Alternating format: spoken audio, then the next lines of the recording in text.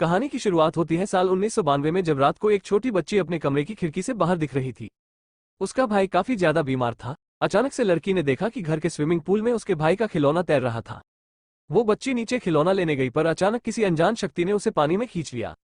बेचारी लड़की पानी से निकलने की कोशिश कर ही रही थी कि तभी उसने देखा कि एक औरत पुल के बाहर से उसे अपना हाथ दे रही थी। बच्ची जैसे तैसे वापस ऊपर आई, लेकिन तब तक वो औरत गायब हो गई। बच्ची ने फिर से उस खिलौने को छुआ, पर फिर अचानक से किसी ने दोबारा उसे पानी में खींच लिया। वो मदद के लिए बहुत चिल्लाई, पर किसी को सुनाई नहीं दिया।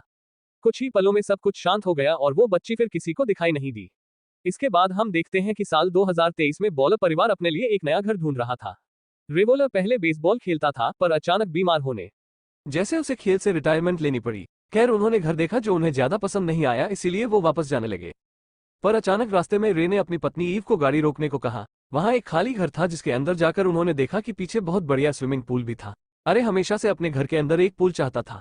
अचानक उसे पानी में एक बेसबॉल दिखाई दी, तो रेव से उठाने के लिए झुकाव पर तभी वो पानी में गिर गया। पानी के अंदर उसे वही समय दिखाई दिया जब वो बेसबॉल खेला करता था। तभी अचानक उसका बेटा एलियट उसे देखकर चिल्लाने लगा और जल्दी और उसकी बेटी इजी ने रे को पानी से बाहर निकाला। मेरे ईव रे को लेकर हॉस्पिटल गई, जहां डॉक्टर ने उसे हर रोज योगा या स्विमिंग करने की सलाह दी ताकि वो जल्द से जल्द ठीक हो सके। जब वो वापस लौट रहे थे तो रे ने ईव से कहा कि वो वही स्विमिंग पूल वाला घर लेना चाहता है, क्योंकि डॉक्टर ने भी तो स्विमिंग करने को कहा है और फिर वो जल्दी ठीक हो जाएगा। ये सुनकर ईव भी काफी खुश हो गई, क्योंकि आखिरकार वो एक परमानेंट घर में जाने वाले थे। कुछ ही दिनों में बॉलर परिवार ने वही घर खरीद लिया और वहां रहने लगे।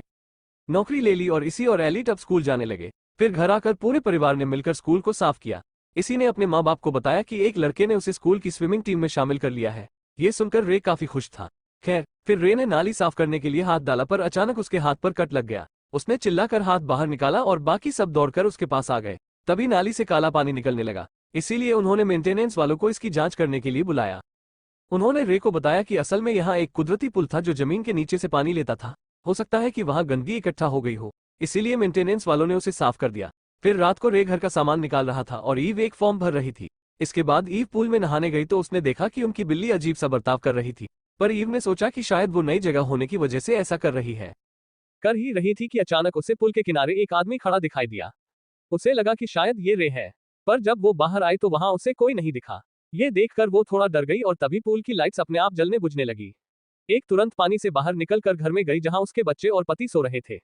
अचानक रे की आंख खुली तो ईव ने उससे पूछा कि जब मैं पूल में थी तो क्या तुम बाहर आए थे? जी, इस पर रे ने साफ इनकार कर दिया। उधर उनकी बिल्ली पूल के पास घूम रही थी कि अचानक उसे शुरुआत वाला खिलौना दिखाई दिया।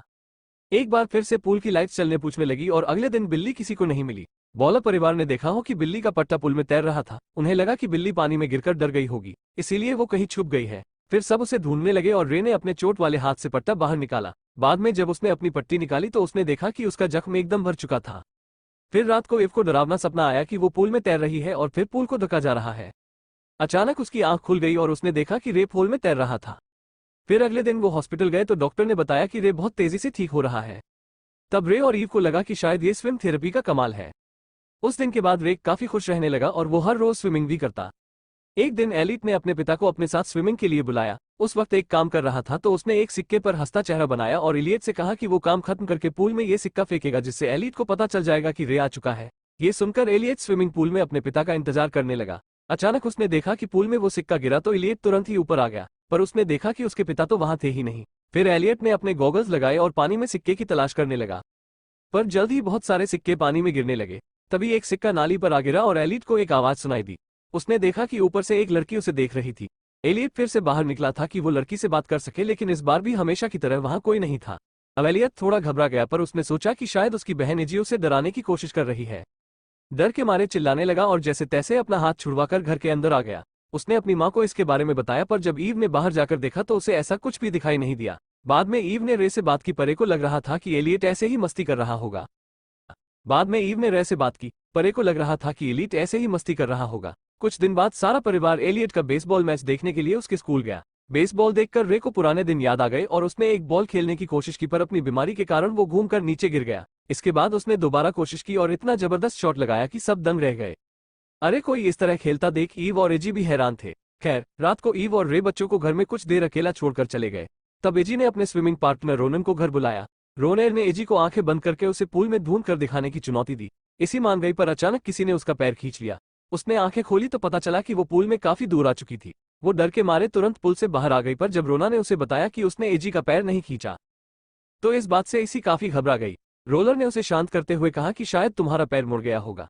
फिर बाद में एलियट ने एजी से पूछा कि क्या उसने पूल में कुछ देखा, पर एजी नहीं चाहती थी कि एलियट के मन में डर बैठ जाए, इसलिए उसने एलियट को कुछ नहीं बताया। पर एलियट ने बताया कि हो सकता है पूल उनकी मदद करने के साथ साथ उन्हें डरा भी रहा हो। इसके बाद उन्होंने घर में एक पूल पार्टी रखी और एलियट ने कैमरा लगाकर वहां हो रही हर चीज को रिकॉर्ड किया।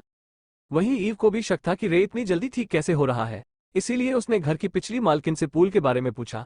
उसने ईव को बताया कि कई साल पहले इस पूल में एक लड़की डूबकर मर गई थी और तब से यहाँ रहने वालों को काफी मुश्किलें आती हैं। ईव ने पूछा कि क्या उस लड़की का नाम रेबका था। हाँ, उस औरत ने जवाब दिया। उसी वक्त रही बाहर बच्चों के साथ पूल में खेल रहा था कि अचानक नाली से काला पानी निकलकर सीधा उसके मुंह में घुस गया। इससे मानो रे के ऊपर काला जादू सा हो गया और वो बच्चों को पानी में डुबोकर मारने की कोशिश करने लगा। खुशकिस्मती से एलियट ने उसे देख लिया और तुरंत अपनी माँ को आवाज लगाई। उस बच्चे के माँ बाप भी काफी गुस्से में थे, पर फिर भी उन्होंने बात जाने दी। इस घटना के बाद तबीयत बुरी तरह बिगड़ गई और उसके मुंह से काला पानी बहने लगा। इसके बाद ईव ने थोड़ी छानबीन की तो पता चला कि इस घर में अब तक कई लोग लापता हो चुके हैं। आखिरकार वो रेबेका की माँ गाय तक पहुंच ही गई और उसने पूछा कि असल में रेबेका के साथ हुआ क्या था। गाय ने उसे बताया कि इस कुदरती पूल में लोगों की बीमारियां ठीक करने की शक्ति है, पर इसके बदले में ये पूल किसी की कुर्बानी भी मांगता है। और तब ये खुलासा हुआ कि काय ने अपने बेटे की लाइलाज बीमारी ठीक करने के लिए पूल में अपनी बेटी रेबका की कुर्बानी दे दी थी। तभी अचानक काय जोर जोर से खांसने लगी और पास के फव्वारे में काला पानी बहने लगा। वहीं दूसरी ओर रे घर में नहा रहा था कि अचानक उसके शरीर में काली नाड़ियां बाहर आने लगी। को बिल्ली की आवाज सुनाई दी और वो पूल के पास पहुंचा। अचानक वो पूल में गिर गया और उसका कवर अपने आप बंद होने लगा। तभी इसी ने कवर रोकने की कोशिश की, पर कोई फायदा नहीं हुआ। जल्द ही ईव वापस आ गई और वो एलियट को ढूंढने पुल में घुसी। उसे अपने सामने बहुत गहरा अंधेरा दिखाई दे रहा था, इसीलिए उसने खुद को रस्सी से बांधा और अंधेरे से एलियट को खींचने लगी। पर आज तक जितने भी लोगों की कुर्बानी दी गई थी वो दूसरी ओर से एलियट को खींच रहे थे। ऐसे तैसे एलियट को छुड़ाया और वो ऊपर आने लगी, पर उसे कहीं भी रास्ता दिखाई ही नहीं दे रहा था। तभी रेबका वहां आ गई और उसने ईव को इशारों से समझाया कि वो ऊपर की बजाय नीचे की ओर तैर रही है। आखिरकार ईव एलियट को बचाकर बाहर ले ही आई। वहीं इसी मदद ढूंढने गई थी, पर वो फिसल गई और उसके हाथ में कांच के टुकड़े घुस गए।